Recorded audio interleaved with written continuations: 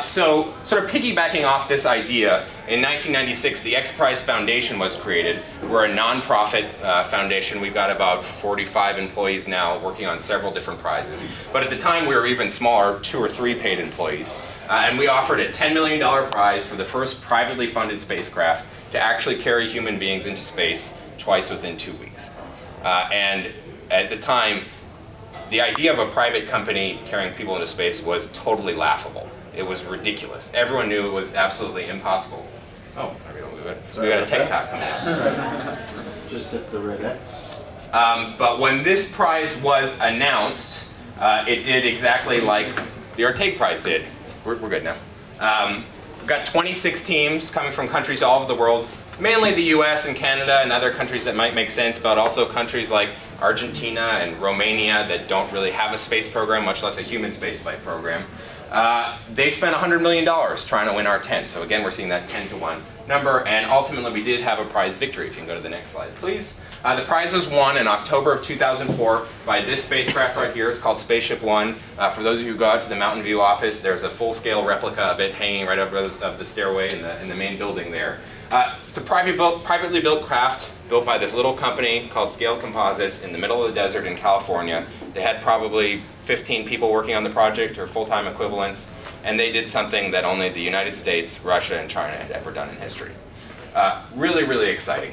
It was a lot about the technology. They had 3 major technological advances, but that certainly wasn't it. You asked some questions earlier about regulation.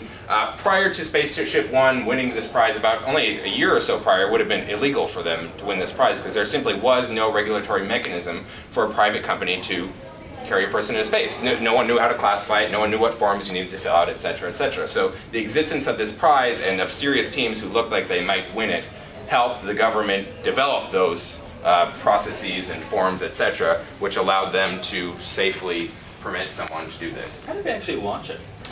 So it was launched, if you can go back one slide, Becky. Oh. Okay, sorry. Well, I'll explain while she pulls that back up. It was a carrier aircraft that had this. There you go. So this is an artist's conception, but it's good enough. So this is a carrier aircraft. It's called White Knight. It's a super long haul, super low weight, fairly high capacity aircraft. So they took off just like a normal aircraft from a normal runway in the middle of the desert, and that spiraled up for about an hour to, I can't remember what altitude. Do you remember offhand? I don't know, 50,000 feet. Yeah, 50,000 feet. 50,000 feet. And at 50,000 feet, they push a button and the spaceship free falls to get away while the plane sort of, does a rapid maneuver to get out of the way. This vehicle free falls and it rockets up. It was a hybrid engine, which means it wasn't a solid propellant, it wasn't a liquid propellant, it's a little bit of both. So he pushed a button and it spiraled up and he fired up into space. He only went suborbital, and there was only one person on board in all. I flew 3 times in all the 3 flights. But they went suborbital, which gives them 6 or so minutes of weightlessness. They get to see the black sky and the curvature of Earth. And then one of the amazing technological advances of this spacecraft, and if you're not going to Mountain View anytime soon, the real one actually hangs in the Air and Space Museum, so a few metro stops from here. As the spacecraft re-enters the atmosphere, which is one of the technologically the hardest parts, because that's when a lot of heat happens. If you remember, that's how we lost Columbia in 2003. The wings of the spacecraft actually fold up, and it begins to look, from an aerodynamics perspective, more like a capsule, like what the Apollo capsule was, or the Mercury capsule, or the Russian Soyuz, which is sort of drops like a ball. It's dumb, there's nothing that can go wrong because you don't have the leading edges like you have on the space shuttle where you can have problems like Columbia did. It falls like that until it's dissipated most of its heat, then the wings fall back down and now it can fly like a space shuttle does and glide back to the airport of choice. So skip and then ahead again. This was front page news all over the world when it was won. I think it was the 3rd biggest story of 2004 behind the presidential election and the capture of Saddam Hussein. I was in Thailand the first time it flew. It was front page news in the Bangkok newspaper there. Our French intern tells me that this is like a socialist newspaper. So we've been making fun of socialist rags in France, which is really exciting. But space shuttle launches are never front page news. If you don't live in Orlando or Houston, basically you're not going to see them unless, God forbid, something goes wrong. This was absolutely front page news. It was on the Daily Show. People are excited about it. It gave people a reason to care about space again. Next slide, please. So I think Brett mentioned in his introduction, the X Prize Foundation is currently running 3 X Prizes plus 1 smaller challenge. We just told you a lot about Google Lunar X Prize, but we're also running the $10 million Archon X Prize for genomics. This is for personalized, full, complete genome sequencing. The winning team will be able to sequence 100 human genomes in 10 days at a price point of $10,000 or less each. That is 2 orders of magnitude improvement in both time and cost. So the idea is that when that happens, and then all the other effects that will trickle down after that, getting your genome sequenced will become something that's fairly routine for a large number of people. The next time you go in to get your annual physical, you'll get this done, and then physicians can start building up a robust, statistically sound data set about what gene means what, and who, if you express a certain gene, maybe you're more likely to have a certain disease or to respond well to a certain treatment, etc., so that they can really start doing preventative medicine based on what you might get or might be susceptible to rather than what you already have. We just a few months ago announced the $10 million Progressive Insurance Automotive X Prize. This will be a series of road races starting in September of next year and going through the spring of 2010 for mass-producible cars that get over 100 miles per gallon equivalent.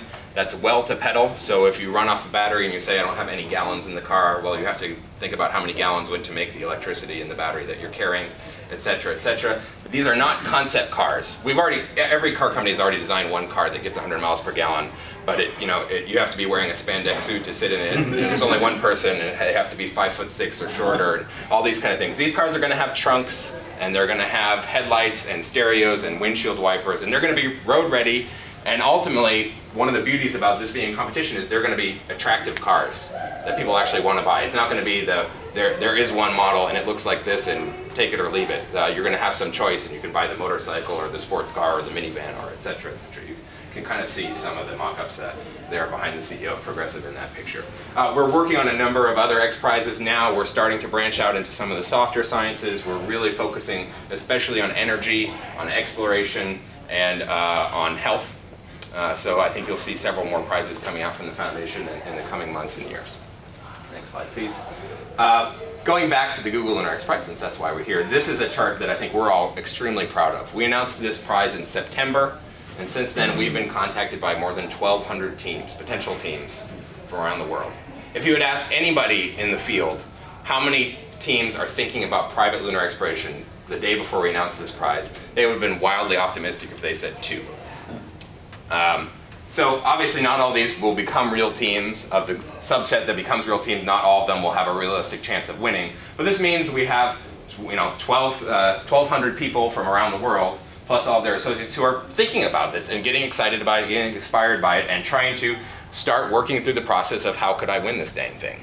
Again, maybe these are too small, but there are some countries there that you might not have considered. The US dominates, as do sort of the traditional space powers, but you're seeing countries like Vietnam and Syria and Cote d'Ivoire and all these other countries that you would think would have more pressing problems. Well, people care about this stuff. They're excited about it. They want to try. We're working on, this number is fairly North America dominated. We do a lot of events abroad, and we're looking to do more soon to really try and improve those numbers. We're happy with where they are, but we think that they can be even a little bit better. So we'll be working on that more in the months to come. Next slide, please. At present, we have 13 fully registered teams already. This is 9 months into the competition. We also have 3 more that are going through the registration process right now. Of the 5 fully registered teams, many of them are in the USA, but again, we're getting non-traditional aerospace countries like Romania and Malaysia and Isle of Man to get interested about this. And work is being done in more than 30 countries. Actual, real technical work is being done, which we're very excited about.